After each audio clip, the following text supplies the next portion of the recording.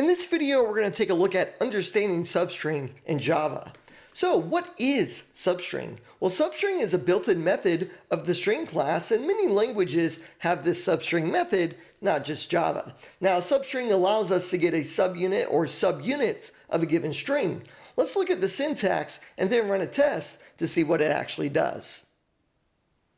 So here we have our code. We have a string called sample Java space CS. That's where we're going to be performing our substring method on. And we have two examples where we're going to test some code to see what it does. And then we're going to output example 1 and example 2. Now, just on a note here, you do not have to store the results of a substring inside of another string. In this case, example 1 and example 2. You do not have to do that. You can simply output it. I'm doing it so we have a little bit of a readability in our code. So when you're doing substring, you type in the name of the string, and then you type in dot substring, and then because it's a method, we have these parentheses. Now something goes inside these parentheses. Let's say you're testing out, string method, and you're like, you know what? I want to get Java. I want 1, 2, 3, 4. I want the first 5 characters because I want that space included. And then you may say, you know what? I want to try it out. Get Java without the space.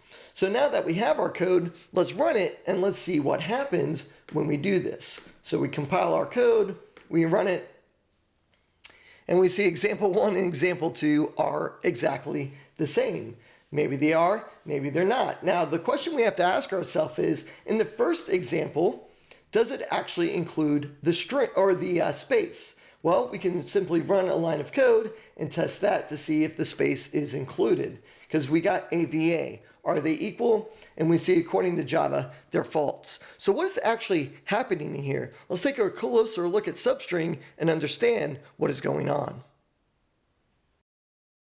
Here's our string, Java space CS, which has a length of 7 characters. Now, just on a side note, you can get the length of a string with the string length method.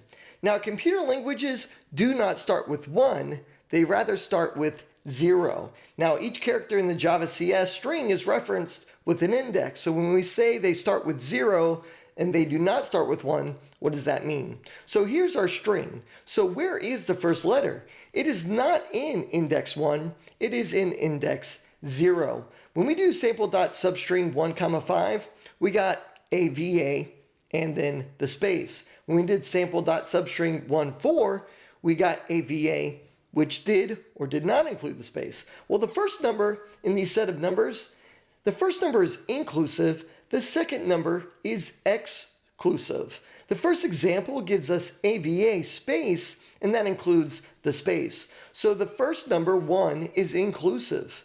The second index is inclusive. The third number is also included, so is the fourth one. The second number, 5, is exclusive. It's not included, which is why we get that space.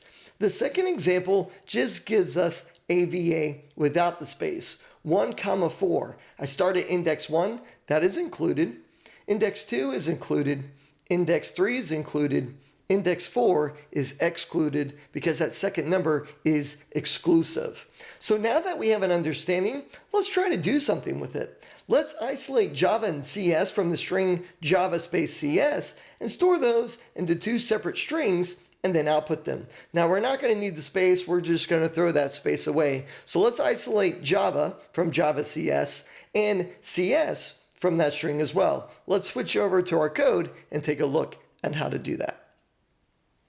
Okay, let's take a look at our code here, and let's go ahead and isolate Java from Java CS and then the CS from that string as well. You'll notice we have some red lines. That's because we don't have any numbers inside these parentheses. Now, if we want to output or isolate Java from this string, we want to start at index 0. And I want to go to index 1, 2, 3. But I cannot put 3 here because 3, remember, is exclusive. What I want to do is I want to include index 0, 1, 2, and 3. I want to exclude index 4.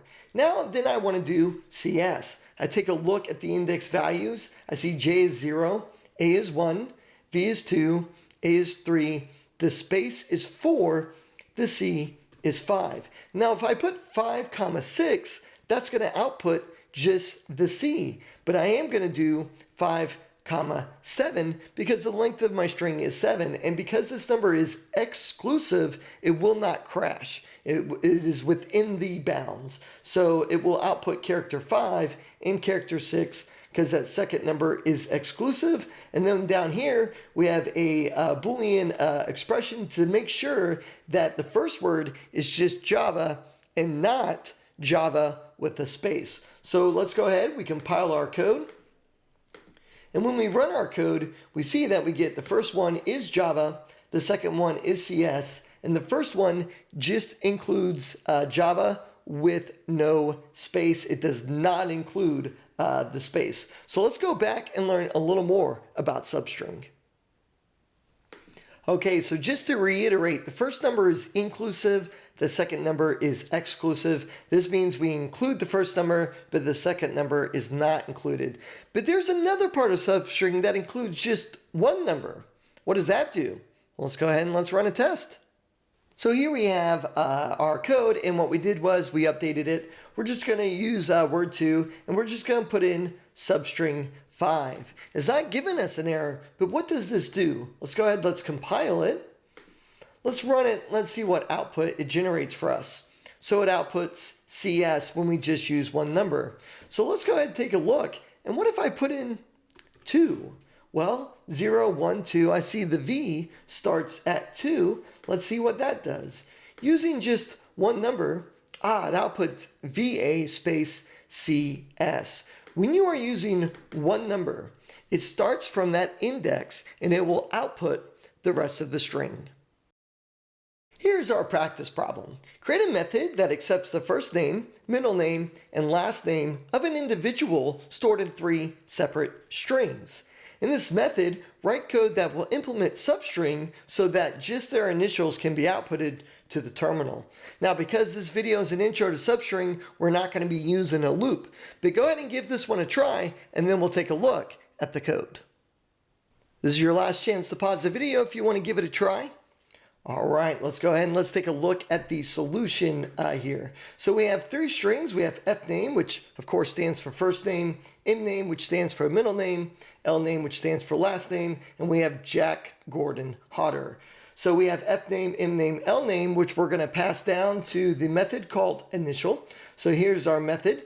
We're going to copy the fname to first, the mname to middle, and the lname to last. And those are all going to be strings, so I can run substring on them. For the first name, I need to get the first character of the first name. I need that capital J. So I'm going to start at index 0. I will not include index 1. I do the same thing with the middle name, using a compound operator there to tack on to my existing value. I do the same thing with last name. I want to start at index 0 for all of these, exclude index 1. That way I only get the first letter, and the expected output here is capital J, capital G, capital H. So we compile our code, we run it, and we see we get the expected outcome that we are supposed to get. Hope you guys found this video helpful. If you did, make sure to give it a thumbs up and subscribe to help the channel grow. We'll see you guys in the next video.